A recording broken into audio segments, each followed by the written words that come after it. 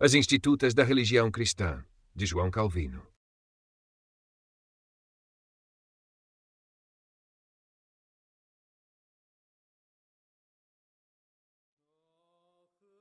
Uma vítima foi apresentada em lugar do próprio Cristo. Havia um altar sobre o qual deveria ser imolada.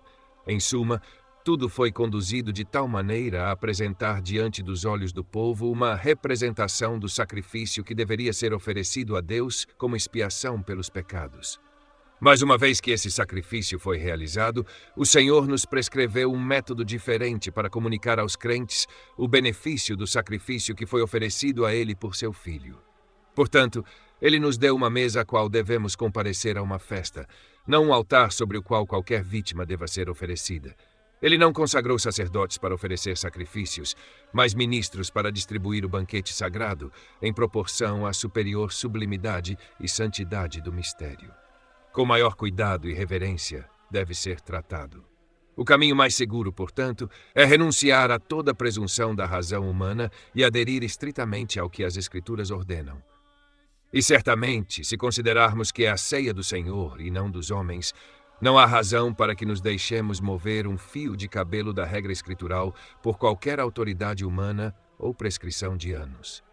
Portanto, quando o apóstolo desejou purificá-la de todas as falhas que já haviam se infiltrado na igreja em Corinto, ele adotou o melhor e mais pronto método, relembrando-a da única instituição original, que ele mostra que deve ser considerada como sua regra perpétua.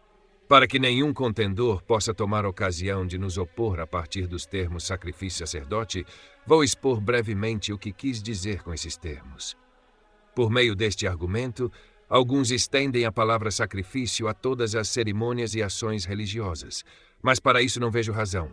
Sabemos que, pelo uso constante das Escrituras, a palavra sacrifício é aplicada ao que os gregos chamam às vezes de fusia, às vezes de prora e às vezes de de, que, tomadas de forma geral, compreendem tudo o que é oferecido a Deus.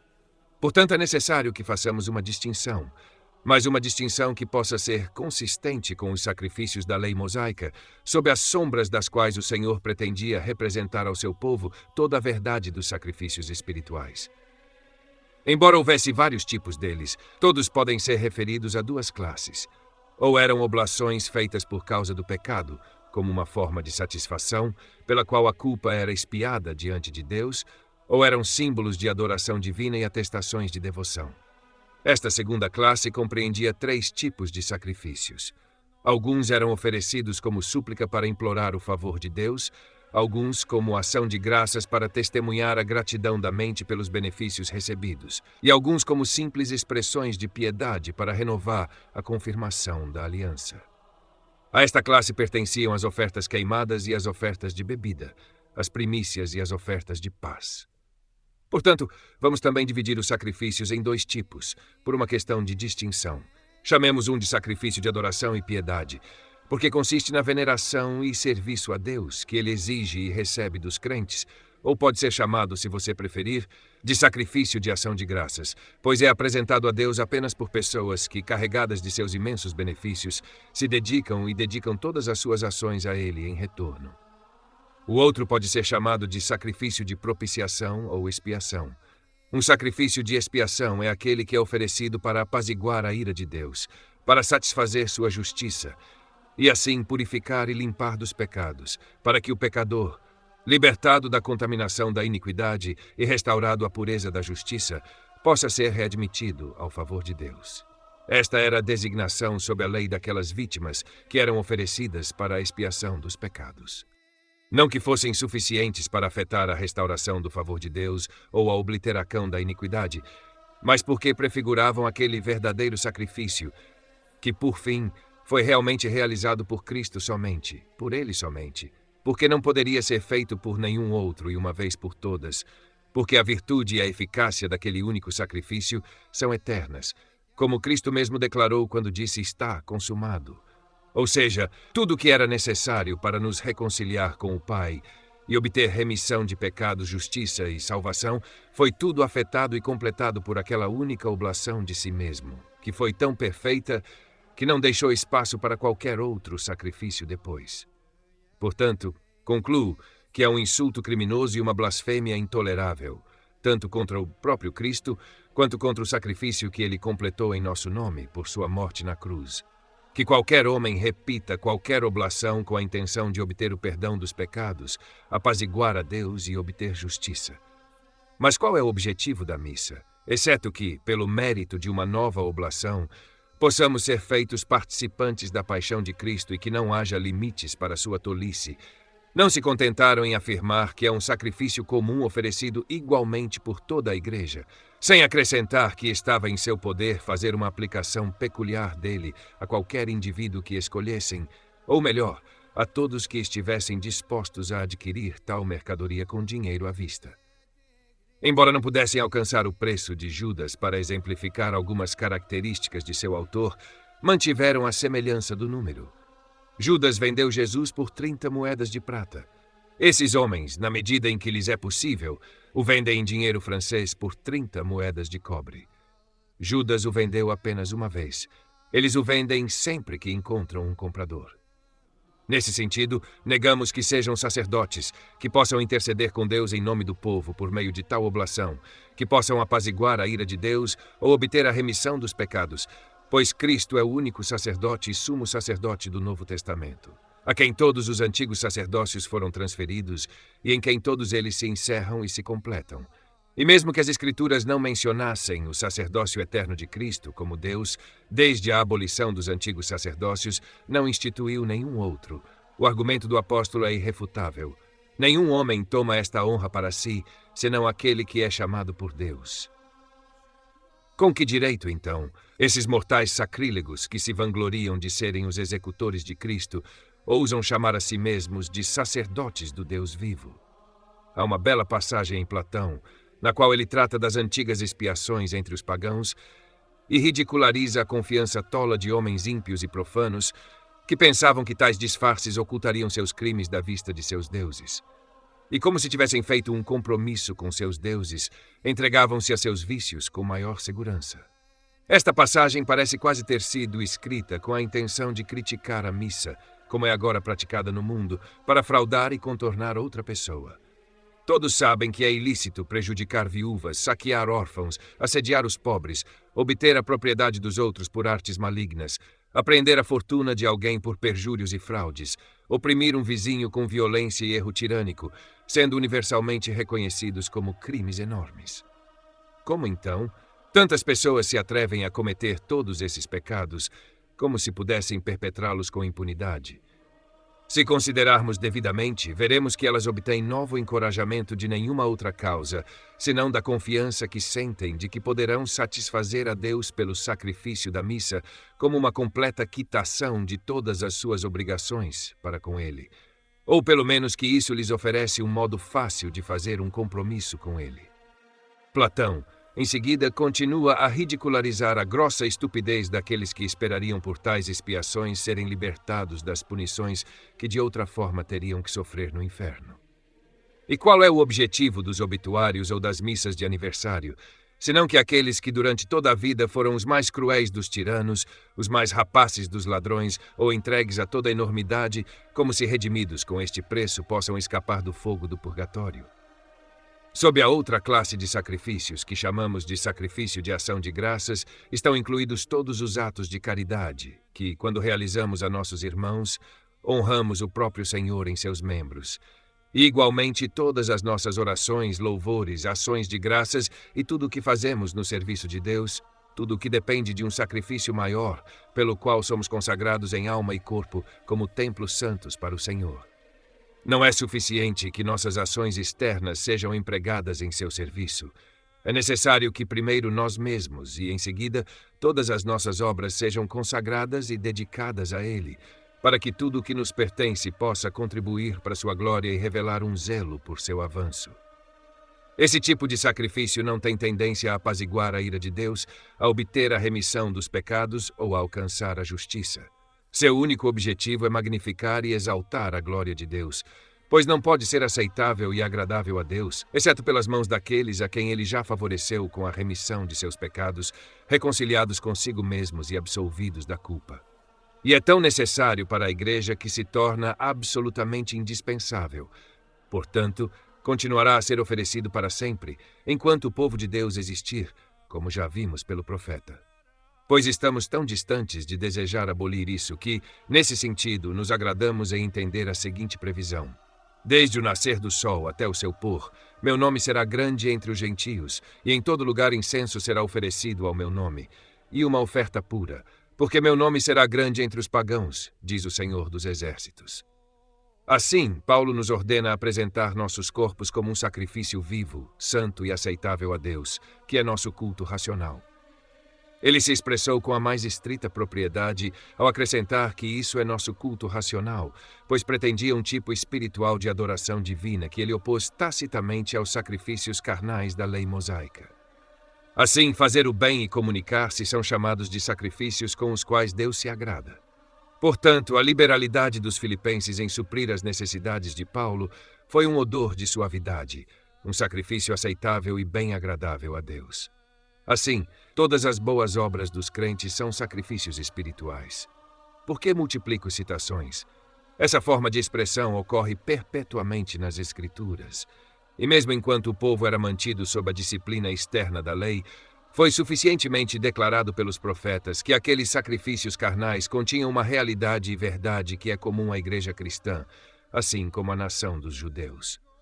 Por essa razão, Davi orou: deixe minha oração ser apresentada diante de ti como incenso e a elevação de minhas mãos como o sacrifício da tarde. E Oséias chamou as ações de graças de novilhos de nossos lábios, que Davi chama de oferta de ação de graças e oferta de louvor.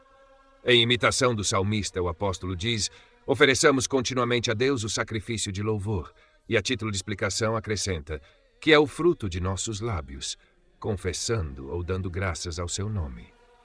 Esse tipo de sacrifício é indispensável, que enquanto comemoramos e declaramos sua morte e damos graças, não fazemos outra coisa senão oferecer o sacrifício de louvor. A partir desse emprego sacrificial, todos os cristãos são chamados de um sacerdócio real, porque, como dizem os apóstolos, por Cristo oferecemos o sacrifício de louvor a Deus, que é o fruto de nossos lábios, dando graças ao seu nome. Pois não nos apresentamos na presença de Deus com nossas oblações sem um intercessor.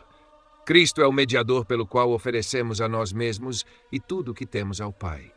Ele é nosso sumo sacerdote, que, tendo entrado no santuário celestial, abre o caminho de acesso para nós. Ele é nosso altar sobre o qual colocamos nossas oblações, para que tudo o que ousamos fazer possamos tentar nele. Em uma palavra, é ele quem nos fez reis e sacerdotes para Deus.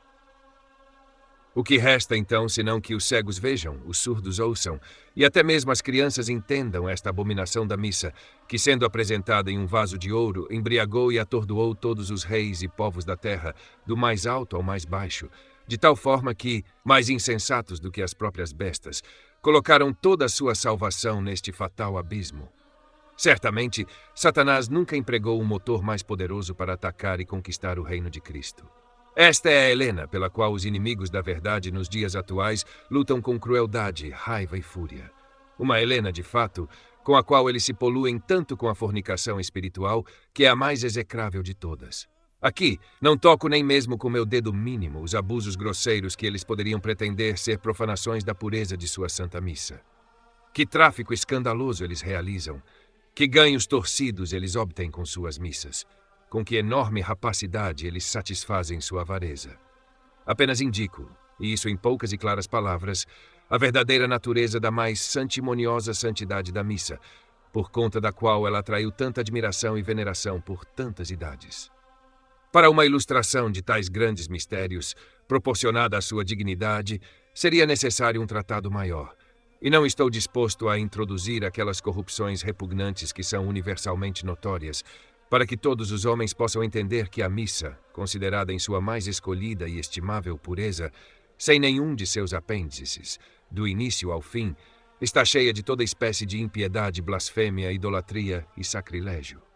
Os leitores podem agora ver reunido, em um breve resumo, quase tudo o que considerei importante saber a respeito desses dois sacramentos, cujo uso foi ordenado à Igreja Cristã desde o início do Novo Testamento até o fim dos tempos, ou seja, o batismo, que é uma espécie de entrada na Igreja e uma profissão iniciatória de fé, e a ceia do Senhor, que é um alimento contínuo com o qual Cristo alimenta espiritualmente sua família de crentes. Portanto, assim como há um só Deus, um só Cristo, uma só fé, uma só igreja, o corpo de Cristo, assim há um só batismo que nunca é repetido, mas a ceia é frequentemente distribuída, para que aqueles que uma vez foram admitidos na igreja possam entender que são continuamente nutridos por Cristo. Além desses dois, como nenhum outro sacramento foi instituído por Deus, nenhum outro deve ser reconhecido pela Igreja dos crentes, pois não é deixado à vontade do homem instituir novos sacramentos. Isso será facilmente compreendido se lembrarmos o que já foi muito claramente afirmado, que os sacramentos são designados por Deus com o propósito de nos instruir a respeito de alguma promessa sua e nos assegurar de sua boa vontade para conosco. E se também considerarmos que ninguém tem sido o conselheiro de Deus, capaz de nos fornecer qualquer certeza a respeito de sua vontade, ou nos fornecer qualquer garantia de sua disposição para conosco, do que ele escolhe dar ou negar a nós, segue-se que ninguém pode instituir um sinal para ser um testemunho a respeito de qualquer determinação ou promessa sua. Ele sozinho pode nos fornecer um testemunho a respeito de si mesmo, dando um sinal. Vou me expressar em termos mais concisos e talvez mais acessíveis, mas mais explícitos, que não pode haver sacramento desprovido de uma promessa de salvação. Toda a humanidade reunida em uma única assembleia não pode nos prometer nada a respeito de nossa salvação. Portanto, nunca poderão instituir ou estabelecer um sacramento. Que a Igreja cristã, portanto, se contente com esses dois e não apenas não admita nem reconheça nenhum outro no presente, mas também não deseje nem espere nenhum outro até o fim do mundo. Pois assim como os judeus, além dos sacramentos ordinários que lhes foram dados, também tinham vários outros que diferiam de acordo com as circunstâncias variadas de diferentes períodos, como o maná, a água que brotou da rocha, a serpente de bronze e semelhantes, foram advertidos por essa variação a não descansar em tais figuras, que eram de curta duração, mas a esperar de Deus algo melhor, que não deveria sofrer mudança e não ter fim. Mas nosso caso é muito diferente. Para nós, Cristo foi revelado, em quem estão ocultos todos os tesouros de sabedoria e conhecimento, em tal abundância e profusão que esperar ou desejar qualquer nova adição a esses tesouros seria realmente desagradar a Deus e provocar sua ira contra nós. Devemos ter fome de Cristo. Devemos buscá-lo, contemplá-lo e aprendê-lo sozinhos até o amanhecer daquele grande dia em que nosso Senhor manifestará plenamente a glória de seu reino e se revelará a nós, de modo que o veremos como ele é.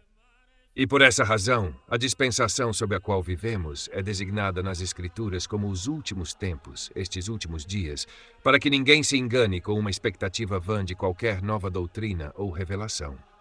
Pois Deus, que em tempos diversos e de várias maneiras falou outrora aos pais pelos profetas, nestes últimos dias nos falou por seu Filho, que sozinho é capaz de revelar o Pai e que de fato o declarou plenamente na medida do necessário para nossa felicidade.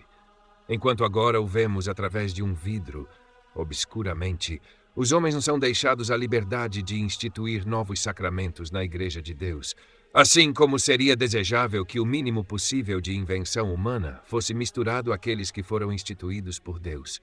Pois assim como o vinho é diluído e perdido por uma infusão de água, e como uma massa inteira de farinha contrai acidez por um borrifo de fermento, assim a pureza dos mistérios divinos é poluída apenas quando o homem faz qualquer adição própria. E ainda vemos, como esses sacramentos são observados nos dias atuais, quão longe eles se degeneraram de sua pureza original.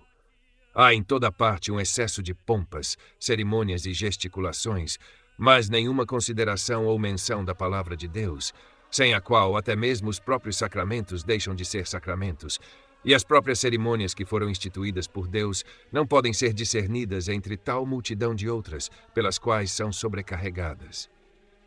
No batismo, quão pouco se vê do que deveria ser o único objeto conspícuo, quero dizer, o próprio batismo e a ceia do Senhor têm sido completamente enterrada, uma vez que foi transformada na missa, exceto que é exibida uma vez por ano, mas de forma parcial e mutilada. Os 5 outros rituais falsamente chamados de sacramentos provaram não ser sacramentos. A natureza deles, explicada na discussão anterior a respeito dos sacramentos, pode satisfazer pessoas de mentes dóceis e sóbrias, para que não devam levar sua curiosidade mais longe ou, sem a sanção da palavra de Deus, receber qualquer outro sacramento além daqueles 2 que sabem ter sido instituídos pelo Senhor. Mas, como a opinião dos 7 sacramentos tem sido tão amplamente admitida na conversa comum da humanidade e permeou a controvérsia das escolas e os sermões do púlpito, como que ganharam força por sua antiguidade e ainda mantém sua influência nas mentes dos homens.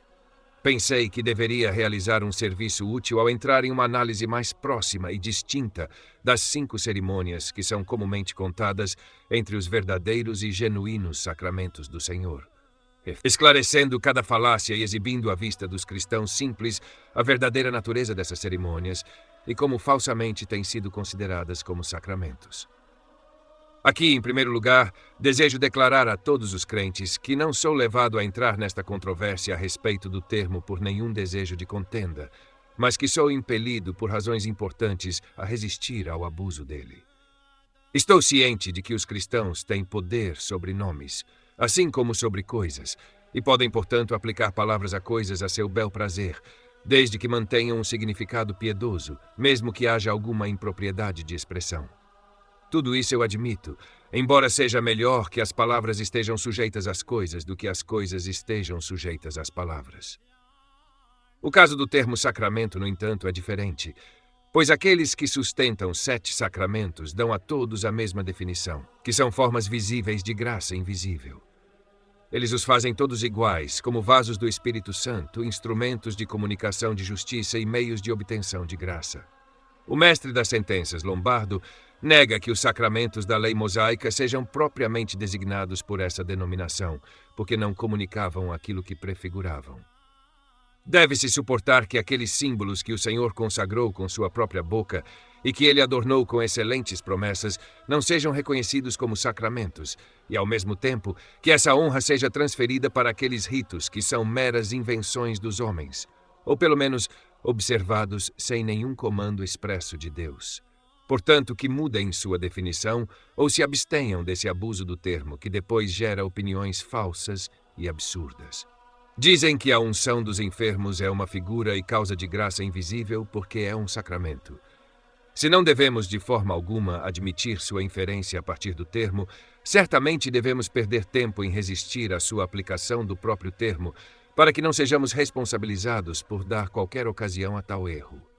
Novamente, para provar que essa cerimônia é um sacramento, alegam esta razão, que consiste no sinal externo e na palavra de Deus. Se não encontramos nem comando nem promessa a respeito dela, podemos fazer outra coisa senão opor-nos. Agora parece que não estamos debatendo sobre a palavra, mas levantando uma controvérsia necessária e útil a respeito da coisa em si. Devemos, portanto, manter firmemente o que já estabelecemos por argumento irrefutável, que o poder de instituir sacramentos pertence somente a Deus. Pois um sacramento deve exibir a certa promessa de Deus para a segurança e consolação das consciências dos crentes, que nunca poderiam receber tal segurança e consolação do homem. Um sacramento deve ser um testemunho para nós da boa vontade de Deus para conosco, um testemunho que nenhum homem ou anjo pode dar, pois nenhum tem sido seu conselheiro.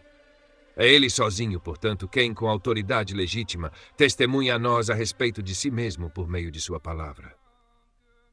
Um sacramento é um selo pelo qual o testamento ou promessa de Deus é selado, mas não poderia ser selado por coisas corporais e elementos deste mundo, a menos que fossem marcados e designados para esse propósito.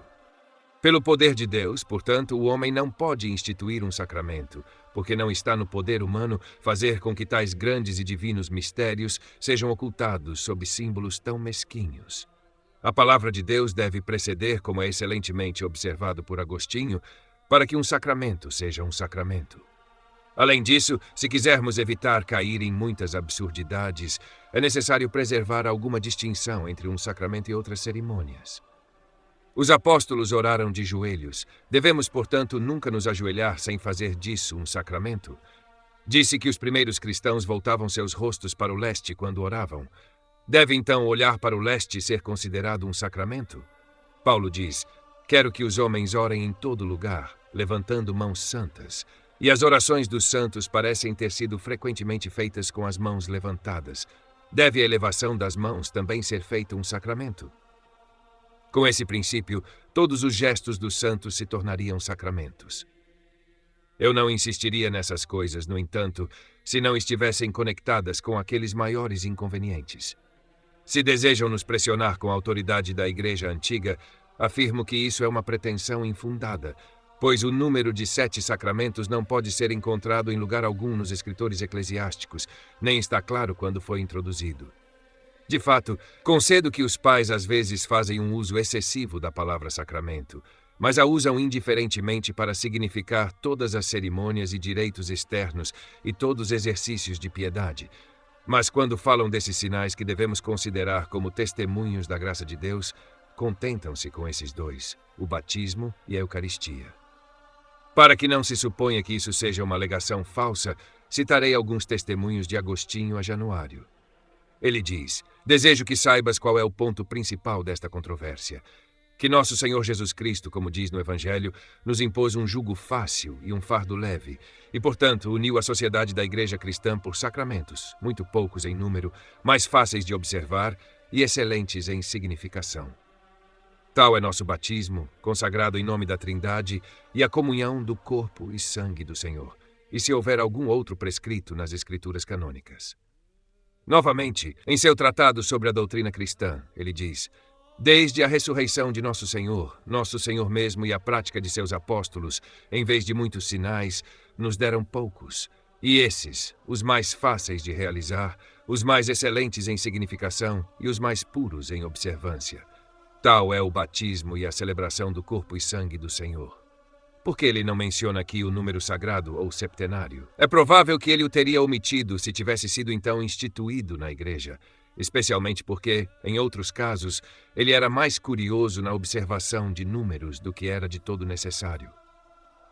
E quando ele nomeia o batismo e a ceia do Senhor e se silencia em relação a outros, não indica suficientemente que esses dois mistérios possuem dignidade superior e peculiar, e que todas as outras cerimônias ocupam uma posição inferior. Portanto, afirmo que esses defensores dos 7 sacramentos não são apenas desamparados pela palavra do Senhor, mas também pelo consentimento da antiga Igreja, por mais que possam se gabar de tal consentimento. Agora, vamos prosseguir para as cerimônias particulares. A confirmação era um costume antigo na Igreja que as crianças cristãs, após atingirem a idade da discrição, fossem apresentadas ao bispo, a fim de cumprir aquele dever que era exigido dos adultos que se ofereciam para o batismo, pois tais pessoas eram colocadas entre os catecúmenos até que, devidamente instruídas nos mistérios do cristianismo, pudessem fazer uma confissão de sua fé diante do bispo e de todo o povo. Portanto, aqueles que haviam sido batizados na infância, porque não haviam feito tal confissão de fé diante da Igreja ao final da infância ou no início da adolescência, eram novamente apresentados por seus pais e eram examinados pelo bispo, de acordo com a forma do catecismo que estava então em uso comum. Para que esse exercício, que merecia ser considerado sagrado e solene, tivesse maior dignidade e reverência, também praticavam a cerimônia da imposição de mãos. Assim, o jovem, após ter dado satisfação a respeito de sua fé, era dispensado com uma bênção solene. Este costume é frequentemente mencionado pelos antigos escritores. Leão o Papa diz: se alguém for convertido da heresia, não deve ser batizado novamente, mas que a influência do Espírito que ele desejou entre os hereges seja comunicada a ele pela imposição das mãos do bispo. Aqui, nossos adversários exclamam que qualquer cerimônia pela qual o Espírito Santo é conferido é propriamente denominada um sacramento. Mas o significado de Leão nessas palavras é suficientemente desdobrado por ele mesmo em outro lugar. Quem for batizado entre hereges não deve ser rebatizado, mas deve ser confirmado pela imposição de mãos com invocação do Espírito Santo, porque recebeu a mera forma do batismo sem a santificação. Também é mencionado por Jerônimo contra os luciferianos. E embora eu confesse que Jerônimo não está totalmente correto ao afirmar que foi um costume dos apóstolos, ele está muito longe das absurdidades agora mantidas pelos romanistas, e ele até corrige essa afirmação ao acrescentar que essa bênção foi totalmente confiada aos bispos, mais em honra do sacerdócio do que por necessidade imposta por qualquer lei. Portanto, tal imposição de mãos, que está simplesmente conectada com a bênção, eu aprovo altamente e desejo que agora fosse restaurada ao seu uso primitivo, não corrompida por superstição. Os tempos sucessivos quase obliteraram essa prática antiga e introduziram não sei que confirmação falsa como um sacramento de Deus.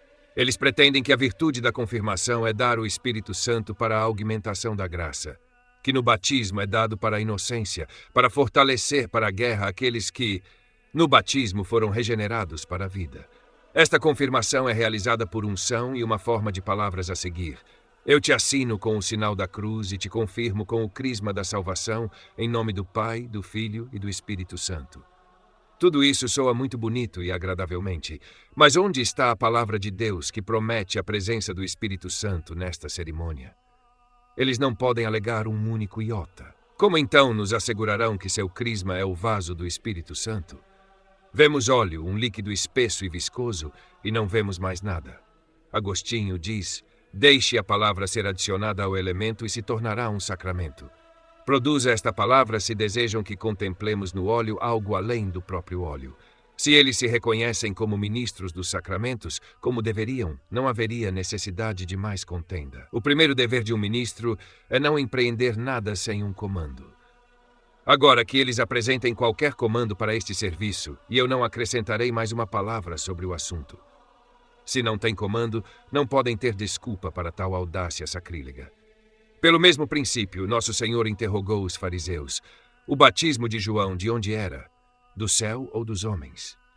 Se eles tivessem respondido dos homens, teriam extorquido uma confissão de que era vã e frívola. Se fosse do céu, seriam constrangidos a admitir a doutrina de João para evitar um grande dano a João.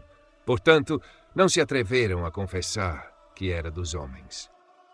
Assim, se a confirmação é dos homens, é evidente que é vã e frívola. Se desejam nos persuadir de que é do céu, que provem.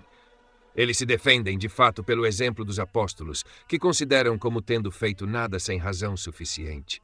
Esta consideração é correta. Nem receberiam qualquer reprovação de nós se mostrassem imitadores dos apóstolos. Mas qual era a prática dos apóstolos? Lucas relata que, quando os apóstolos que estavam em Jerusalém ouviram que a Samaria havia recebido a palavra de Deus, enviaram a eles Pedro e João, que quando desceram oraram por eles para que recebessem o Espírito Santo, pois ainda não havia caído sobre nenhum deles.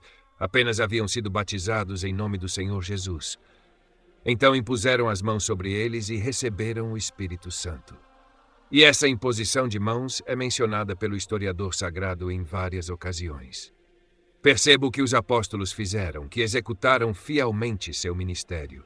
Era a vontade do Senhor que aquelas graças visíveis e maravilhosas do Espírito Santo, que ele então derramou sobre seu povo, fossem administradas e distribuídas por seus apóstolos com a imposição de mãos. Agora não concebo que a imposição de mãos ocultasse algum mistério mais elevado, mas sou da opinião de que essa cerimônia foi empregada por eles como uma expressão externa de sua recomendação e, por assim dizer, apresentação a Deus da pessoa sobre a qual impuseram as mãos. Se o ministério que foi então executado pelos apóstolos ainda continuasse na igreja, a imposição de mãos também deveria ser observada. Mas uma vez que tal graça não é mais conferida, de que serve a imposição de mãos? É verdade que o povo de Deus ainda desfruta da presença do Espírito Santo, cuja orientação e direção são indispensáveis para a existência da igreja, pois temos a promessa eterna que nunca falhará, e na qual Cristo disse: se alguém tem sede, venha a mim e beba água viva. Mas aqueles poderes miraculosos e operações manifestas que eram distribuídos pela imposição de mãos cessaram, e era certo que continuassem, mas por um tempo. Pois era necessário que a primeira pregação do Evangelho e o reino de Cristo em seu início fossem ilustrados e magnificados por milagres nunca vistos ou ouvidos antes. A subsequente cessação dos quais não argumenta o abandono do Senhor à sua igreja, mas equivale a uma declaração dele de que a magnificência de seu reinado e a dignidade de sua palavra haviam sido suficientemente manifestadas. Em que respeito, então, esses impostores afirmam que imitam os apóstolos? Eles deveriam ter realizado pela imposição de mãos que o poder evidente do Espírito pudesse mostrar-se imediatamente. Isso eles não praticam. Por que então se vangloriam de que são respaldados pela imposição de mãos que encontramos usada pelos apóstolos, mas para um propósito totalmente diferente? Isso é tão razoável quanto seria para alguém afirmar que a respiração com a qual o Senhor soprou sobre seus discípulos é um sacramento pelo qual o Espírito Santo é conferido. Mas, embora o Senhor tenha feito isso uma vez, nunca ordenou que fosse feito por nós da mesma maneira. Os apóstolos praticaram a imposição de mãos durante aquele período em que o Senhor se agradou em dispensar as graças visíveis do Espírito Santo em conformidade com suas orações, não para que pessoas em tempos subsequentes pudessem imitar um sinal vã e inútil, como uma mera peça de mímica destituída de qualquer realidade. Mesmo que pudessem provar que se imitam os apóstolos na imposição de mãos, na qual não tem nada semelhante aos apóstolos, exceto essa mímica absurda, de onde derivam seu óleo, que chamam de óleo da salvação. Quem os ensinou a buscar a salvação no óleo? Quem os ensinou a atribuir a ele a propriedade de impartir força espiritual? É Paulo quem nos afasta dos elementos deste mundo e condena severamente um apego a tais observâncias. Pelo contrário, eu pronuncio destemidamente, não de mim mesmo, mas do Senhor, que aqueles que chamam o óleo da salvação abjuram a salvação que está em Cristo, rejeitam Cristo e não têm parte no reino de Deus. Pois o óleo é para a barriga e a barriga para o óleo. O Senhor destruirá ambos. Todos esses fracos elementos que perecem com o uso não têm conexão com o reino de Deus, que é espiritual e nunca perecerá. O que então será dito? Você aplica a mesma regra à água com a qual somos batizados e ao pão e vinho usados na ceia do Senhor? Eu respondo que, nos sacramentos de instituição divina, duas coisas devem ser consideradas: a substância do símbolo corpóreo, que nos é proposto, e o caráter impresso sobre ele pela palavra de Deus, no qual consiste toda a sua virtude. Portanto, assim como o pão, o vinho e a água que são apresentados à nossa vista nos sacramentos retêm sua substância natural, essa observação de Paulo é, em último lugar, eles determinam que esta unção sagrada deve ser mantida em maior reverência do que o batismo, porque é apenas dispensada pelas mãos dos maiores sacerdotes, enquanto o batismo é comumente administrado por todos os sacerdotes. Não devem ser considerados evidentemente loucos aqueles que descobrem tal afeição por suas próprias invenções que, em comparação com elas, presumem desvalorizar as sagradas instituições de Deus.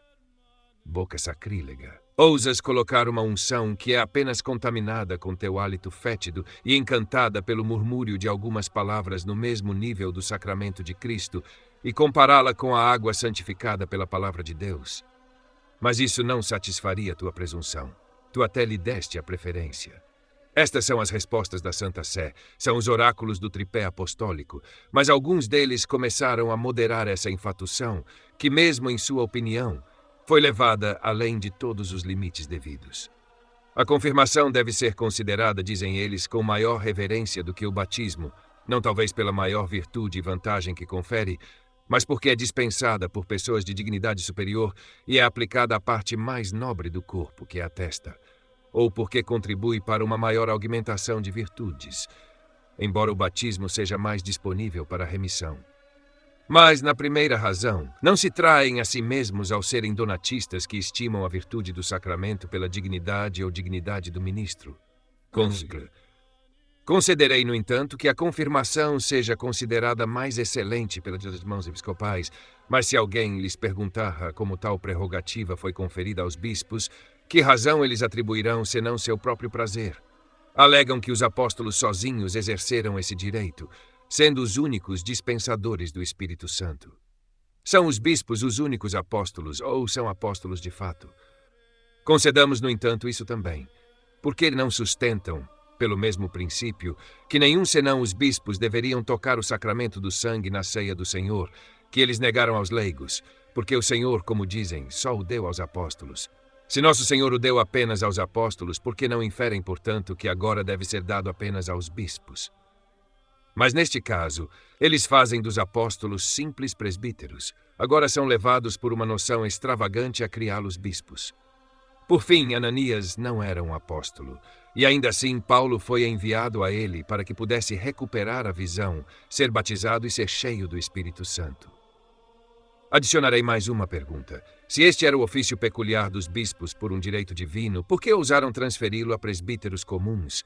Como lemos em uma das epístolas de Gregório, livro 4, capítulo 19, seção 11, até o livro 4, capítulo 20, seção 7.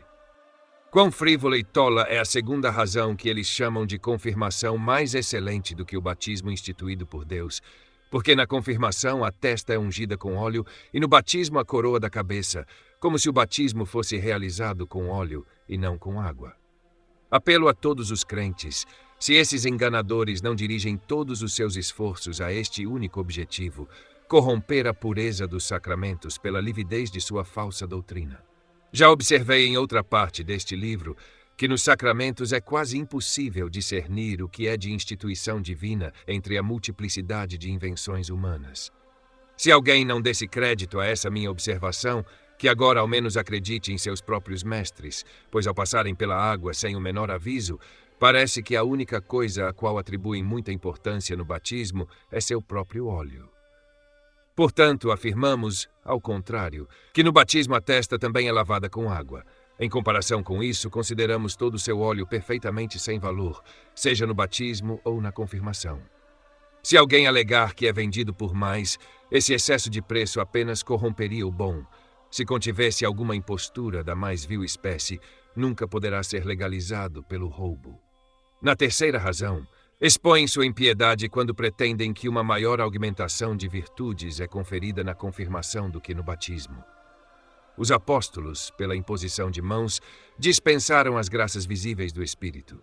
Em que respeito sua unção parece ser produtiva de qualquer vantagem? Deixemos, portanto, esses moderadores que cobrem um sacrílego com um número de outros. É um nó guardião que é melhor cortar do que despender muito trabalho para desatar. Agora, quando se encontram despidos da palavra de Deus e de todo argumento provável, recorrem ao seu pretexto habitual, de que é um uso muito antigo e confirmado pelo consentimento de muitas eras. Embora essa alegação fosse verdadeira, não serviria de modo algum à sua causa. Um sacramento não é da terra, mas do céu. Não é de homens, mas de Deus apenas. Se desejam que sua confirmação seja considerada um sacramento, devem provar que Deus é o autor dela. Mas, por que alegam a antiguidade, visto que os antigos pais, sempre que querem se expressar com estrita propriedade, em nenhum lugar enumeram mais do que 2 sacramentos? Se fosse necessário fortificar nossa fé pela autoridade dos homens, temos uma fortaleza inexpugnável. Que aquelas cerimônias que nossos adversários falsamente pretendem ser sacramentos, nunca foram reconhecidas como sacramentos pelos antigos. Os pais falam da imposição de mãos, mas chamam-na de sacramento.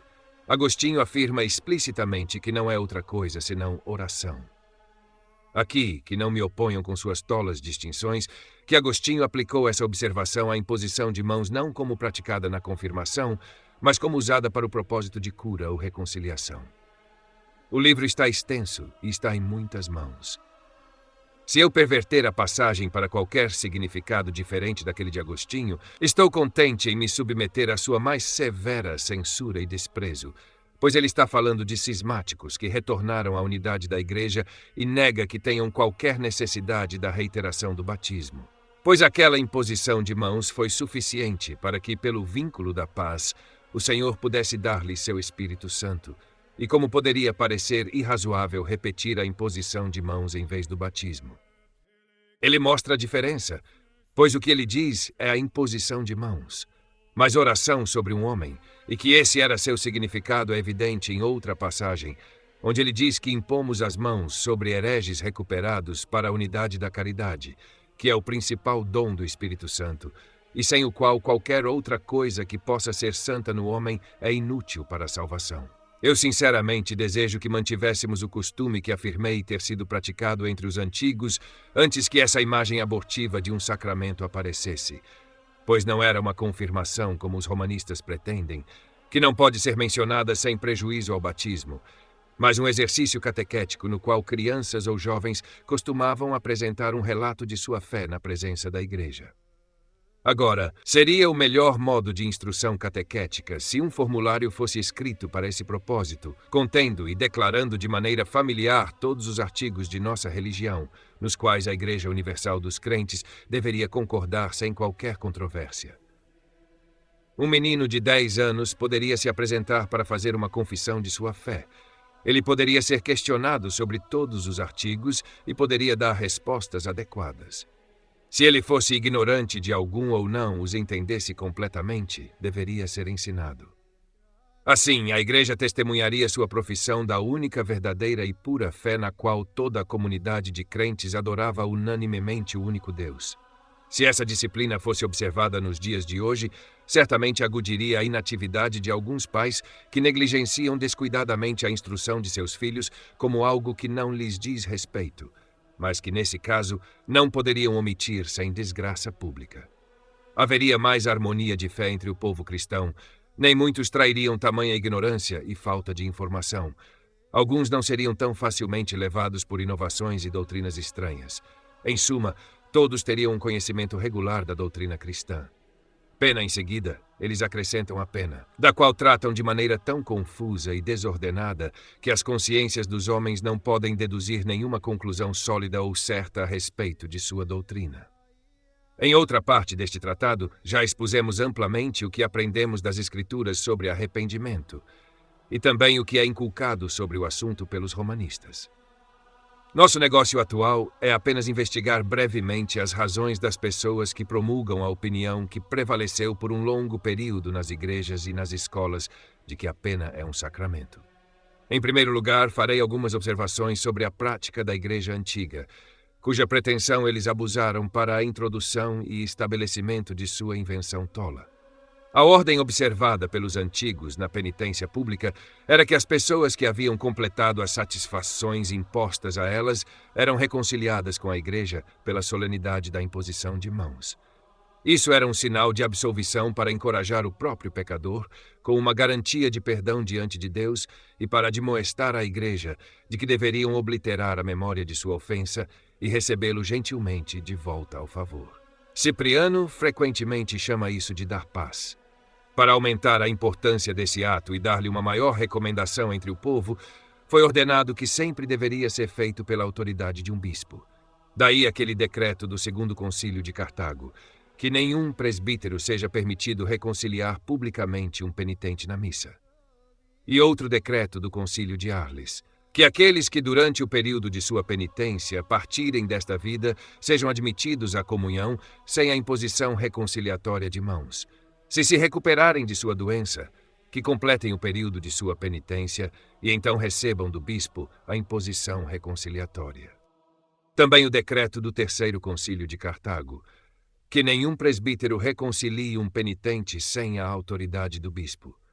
O objetivo de todos esses decretos era evitar que a severidade que desejavam preservar nesse assunto caísse em desuso. Portanto, confiaram isso ao conhecimento do bispo, que provavelmente seria mais circunspecto na condução da investigação. Mas Cipriano afirma que não era apenas o bispo quem impunha as mãos sobre o penitente, mas que todo o clero também se unia a esse ato. Estas são suas palavras. Eles fazem penitência por um tempo apropriado e então vêm à comunhão e são restaurados ao direito de comunhão pela imposição das mãos do bispo e do clero. Depois, com o passar do tempo, o costume foi corrompido de modo que usavam essa cerimônia em absolvições privadas, sem qualquer expressão pública de penitência. Daí a distinção em Graciano entre reconciliação pública e privada. Considero que o costume antigo mencionado por Cipriano foi santo e útil para a Igreja e gostaria que fosse revivido nos dias atuais. Este mais recente, embora eu não me atreva a condená-lo ou censurá-lo com severidade, considero menos necessário. Vemos, no entanto, que a imposição de mãos sobre o arrependimento é uma cerimônia de instituição humana, não divina, e deve ser colocada entre coisas indiferentes e exercícios externos, que não devem ser desprezados, mas que devem ocupar uma posição muito abaixo dos sacramentos que nos são impostos pela palavra de Deus. Agora, os teólogos e escolásticos que têm o hábito de corromper tudo por má interpretação se esforçam muito aqui para descobrir um sacramento, mas sem sucesso. Nem deveria isso causar espanto, pois o buscam onde não pode ser encontrado. Quando fazem o melhor que podem, deixam o assunto perplexo, duvidoso, incerto e confuso com uma variedade de opiniões. Eles dizem, então, que a penitência externa é um sacramento, e se assim for, deve ser considerada como um sinal de penitência interna. ou seja, de contrição do coração, que é a substância do sacramento, ou que ambas juntas constituem o sacramento. Não 2 sacramentos, mas um completo. Mas a penitência externa é meramente o sacramento, enquanto a interna é tanto o sacramento quanto a substância do sacramento. E a remissão de pecados é apenas a substância e não o sacramento. Deixem aqueles que têm em mente a definição de um sacramento, que já fornecemos, aplicá-la à análise deste pretenso sacramento, e eles descobrirão que não é uma cerimônia externa instituída por Deus para a confirmação de nossa fé. Se alegarem que minha definição não é uma lei que estão obrigados a obedecer, que ouçam Agostinho, a quem professam considerar com a maior reverência. Ele diz: os sacramentos visíveis são instituídos para pessoas carnais, para que, pelos passos dos sacramentos, possam ser levadas das coisas que são visíveis aos olhos para aquelas que são inteligíveis à mente. Que semelhança com isso eles mesmos veem ou são capazes de apontar a outros naquilo que chamam de sacramento da penitência? O mesmo escritor diz em outro lugar: portanto, é chamado de sacramento porque uma coisa é vista e outra é entendida nele. Aquilo que é visto tem forma corpórea, aquilo que é entendido tem fruto espiritual. Essas coisas não são de modo algum aplicáveis ao sacramento da penitência que eles inventaram, no qual não há forma corpórea para representar qualquer fruto espiritual.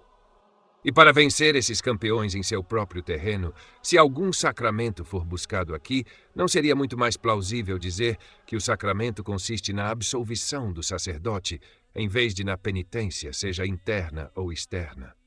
Pois seria fácil dizer que esta é uma cerimônia designada para a confirmação de nossa fé na remissão de pecados, e tem o que eles chamam de promessa das chaves.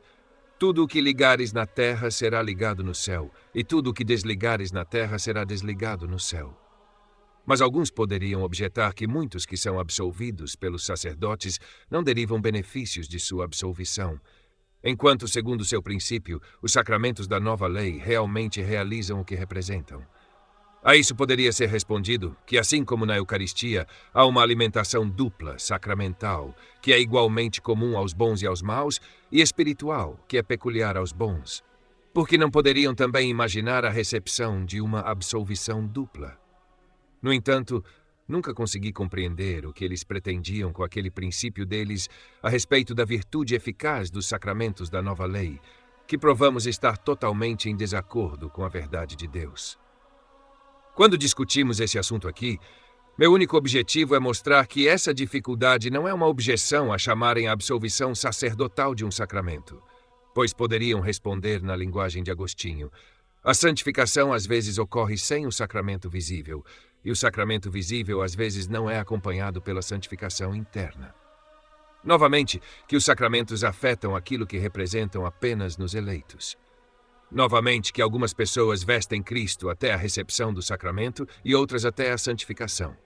Que o primeiro é igualmente o caso dos bons e dos maus, e o último apenas com os bons.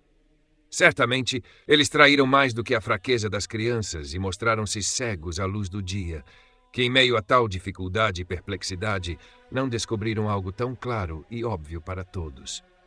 No entanto, que não se iludam, pois, em qualquer parte que coloquem seu sacramento, eu nego que deva ser considerado um sacramento de modo algum. Primeiro, porque não é acompanhado de nenhuma promessa especial de Deus, que é o único fundamento de um sacramento. Em segundo lugar, porque toda a cerimônia exibida aqui é mera invenção dos homens, enquanto já foi determinado que as cerimônias sacramentais não podem ser instituídas exceto por Deus mesmo. Tudo o que fabricaram, portanto, a respeito do sacramento da penitência não é nada além de falsidade e impostura. Este sacramento falso eles adornaram com um título apropriado, chamando-o de uma segunda tábua após um naufrágio. Pois, se alguém, por meio do pecado, manchou a vestimenta da inocência recebida no batismo, ele pode purificá-la pela penitência. Mas isso, dizem, é a linguagem de Jerônimo. Seja qual for a linguagem, não pode ser isentada de manifesta impiedade se for explicada de acordo com a sua noção. Como se o batismo fosse apagado pelo pecado e não devesse ser recordado na memória do pecador sempre que ele pensa na remissão dos pecados, para que possa servir para confortar sua mente, inspirá-lo com coragem e confirmar sua confiança em obter a remissão dos pecados que lhe foi prometida no batismo. Mas aquilo que Jerônimo expressou com algum grau de dureza e impropriedade, que o batismo do qual aqueles que merecem ser excomungados da igreja caíram é reparado pela penitência, esses admiráveis expositores aplicam a sua impiedade. Portanto, falaremos com a maior propriedade se chamarmos o batismo de sacramento da penitência, uma vez que é dado para confirmação da graça e selo de confiança àqueles que meditam sobre a penitência. E isso não deve ser considerado como uma invenção nossa, pois, além de sua conformidade com a linguagem das Escrituras, parece ter sido geralmente aceito na Igreja Antiga como um axioma indubitável, pois no Tratado sobre a Fé dirigido a Pedro, que é atribuído a Agostinho, é chamado de sacramento da fé e da penitência. E por que recorremos a testemunhos incertos? Nada pode ser exigido mais explícito do que o que é recitado pelos evangelistas, que João pregou o batismo de arrependimento para a remissão dos pecados. A unção dos enfermos, o terceiro sacramento falso, é a unção dos enfermos, que nunca é realizada senão por um sacerdote, e que nos últimos momentos da vida, com óleo consagrado por um bispo, e a seguinte forma de palavras: por esta santa unção e pela sua mais terna misericórdia, que Deus te perdoe qualquer pecado que tenhas cometido por vista, por audição, por olfato, por gosto e por toque. Eles pretendem que tem duas virtudes: remissão dos pecados e alívio de doenças, se isso for conveniente, ou de outra forma a salvação da alma. Eles dizem que a instituição dela é estabelecida por Tiago, que diz: está alguém doente entre vós? Chame os anciãos da igreja e orem sobre ele, unindo com óleo em nome do Senhor, e a oração da fé salvará o doente, e o Senhor o levantará, e se ele tiver cometido pecado, serão perdoados. Esta unção deles é do mesmo tipo que já provamos ser a imposição de mãos. É uma mera hipocrisia pela qual, sem qualquer razão e sem qualquer vantagem, eles afetam imitar os apóstolos. É relatado por Marcos que os apóstolos, em sua primeira missão, de acordo com o comando que receberam do Senhor, ressuscitaram os mortos, expulsaram demônios, limparam leprosos, curaram os enfermos, e que, na cura dos enfermos, usaram óleo. Ele diz que ungiu muitos que estavam doentes e os curou. Tiago tinha isso em mente quando dirigiu que os anciãos da igreja fossem chamados para ungir os enfermos. Que tais cerimônias não ocultam nenhum mistério mais elevado será facilmente concluído por qualquer observador atento da grande liberdade usada por Nosso Senhor e seus apóstolos em coisas externas. Quando Nosso Senhor estava prestes a restaurar a visão a um cego, ele usou poeira e saliva. Alguns ele curou com um toque, outros com uma palavra. Da mesma forma, os apóstolos curaram algumas doenças com uma mera palavra, outros com um toque, outros com unção. Mas pode-se alegar que é provável que esta unção, como os outros métodos, não foi empregada sem razão. Isso eu confesso, não obstante, que eles a usaram como um instrumento de cura, mas meramente como um sinal para instruir a ignorância do simples, de onde tal virtude procedeu, para que não pudessem atribuir o louvor a ela aos apóstolos. Agora é muito comum nas Escrituras que o Espírito Santo e seus dons sejam significados por óleo, mas essa graça de cura desapareceu como todos os outros poderes miraculosos que o Senhor se agradou em exibir por um tempo, para que pudesse tornar a pregação do Evangelho, que então era nova, o objeto de admiração para sempre. Mesmo que devêssemos conceder plenamente, portanto, que a unção era um sacramento dos poderes que foram administrados pela instrumentalidade dos apóstolos, não tem nada a ver conosco, a quem a administração desses poderes não foi confiada. E que maior razão eles têm para fazer um sacramento desta unção do que de todos os outros sinais e símbolos que são mencionados nas Escrituras? Por que não designam alguma piscina de Siloé, na qual os doentes podem se banhar em certas épocas, que eles dizem que seria uma tentativa vã, certamente não mais em vão do que a unção? Por que não se atiram sobre os mortos e os abraçam? Porque Paulo ressuscitou um jovem falecido por tais meios. Por que a argila composta de saliva e poeira não é convertida em um sacramento? Todos os outros, dizem, foram exemplos únicos, mas o uso da unção é ordenado por Tiago. Eu respondo que Tiago estava falando em referência àquele período em que esta bênção de Deus ainda era desfrutada pela igreja. Eles afirmam, de fato, que ainda existe a mesma virtude em sua unção, mas encontramos o contrário pela experiência. Que ninguém agora se admire de como eles têm tão confiantemente iludido almas que sabem ser estúpidas e cegas quando privadas da palavra de Deus, que é sua vida e luz, uma vez que não têm vergonha de tentar enganar os sentidos vivos e observadores do corpo. Eles se tornam ridículos, portanto, quando se vangloriam de que estão dotados com o dom de curar. O Senhor está, sem dúvida, presente com seu povo para assisti-los em todas as épocas, e sempre que necessário, ele cura suas doenças, tanto quanto fez nos tempos antigos, mas não exibe aqueles poderes visíveis ou dispensa milagres pelas mãos dos apóstolos. Porque esse dom foi apenas de duração temporária e logo se perdeu em certa medida pela ingratidão dos homens. Assim, os apóstolos tinham, portanto, causa suficiente para usar o símbolo do óleo como um testemunho evidente de que o dom de cura que lhes foi confiado não era um poder próprio, mas do Espírito Santo. Por outro lado, eles fazem um grande dano ao Espírito Santo, que representa um óleo destituído de toda eficácia como seu poder. Isso é como se alguém afirmasse que todo óleo é o poder do Espírito Santo, porque é chamado por esse nome nas Escrituras, ou que toda pomba é o Espírito Santo porque apareceu sob essa forma. Mas que eles olhem para essas coisas. Para nós, é suficiente no presente que vemos, sem dúvida, que sua unção não é um sacramento, sendo uma cerimônia que não é de instituição divina, nem acompanhada de qualquer promessa dele.